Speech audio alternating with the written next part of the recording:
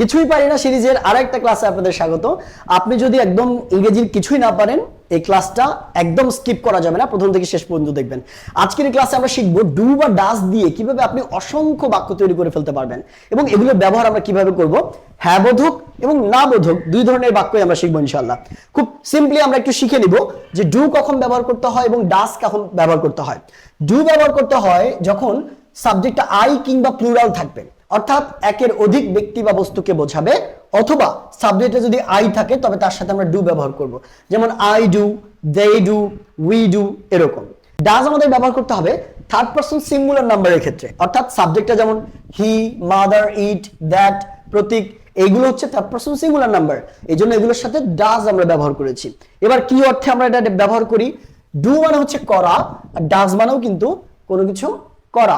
যেমন আমরা যদি বলি যে আমি করি, আই ডু, আমি করি, আই ডু, আমার সাথে সাথে চর্চা করবেন, প্র্যাকটিস করবেন। আমি করি, আই ডু, আমি কাজটি করি, আই ডু দ্য ওয়ার্ক, আমি জবটি করি, আই ডু দ্য জব, আমি কিছু একটা করি, আই ডু সামথিং। ঠিক আছে, সেম ভাবে দেখেন, সে করে, হি ডাজ। ডাজ কেন হবে? কারণ হির সাথে থার্ড পারসন সিঙ্গুলার নাম্বারের সাথে ডাজ ব্যবহার করব আমরা।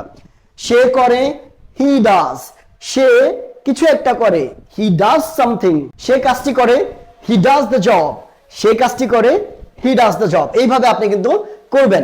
তারপর দেখেন, তুমি করো, ইউ ডু, তুমি করো, ইউ ডু, তাহলে তুমি কিছু একটা করো, ইউ ডু সামথিং, তুমি যে কোনো কিছু করো, ইউ ডু এনিথিং, তুমি কাজটি করো, তুমি চাকরিটি করো, ইউ ডু দ্য জব। এইভাবে আমরা করব। এখানে একটা কথা একটু বলে রাখা ভালো যে পজিটিভ বাক্যের ক্ষেত্রে ডু বা ডাজের ব্যবহার খুবই নগণ্য। যেমন কিছু অবজেক্টের সাথে আমরা ডু বা ডাজ ব্যবহার করতে পারি, এই কথাটা আপনি আস্তে আস্তে পরে বুঝবেন, এখন না বুঝলেও। কিন্তু যখন নেগেটিভ সেন্টেন্স চলে আসে তখন ডু বা ডাজের অসংখ্য ব্যবহার আসে। ঠিক আছে, আমরা সেটা দেখব। এখন এই বাক্যগুলোকে আমরা নেগেটিভ কিভাবে করব দেখেন, খেয়াল করে দেখেন। এখানে খেয়াল করি আমরা, আমি করি, আমরা বলেছিলাম আই ডু, আমি করি না, আই ডু নট। তাহলে আমরা যদি বলি যে আমি কাজটি করি, আই ডু দ্য ওয়ার্ক, আমি কাজটি করি না, I do not do the work. ঠিক আছে, তারপর আমি বলি যে তুমি করো, ইউ ডু, তুমি করো না, ইউ ডু নট। তাহলে আমরা যদি বলি তুমি বিশ্বাস করো না, ইউ ডু নট ট্রাস্ট, তুমি আমাকে বিশ্বাস করো না, you do not trust me, তুমি তাকে বিশ্বাস করো না, you do not trust him.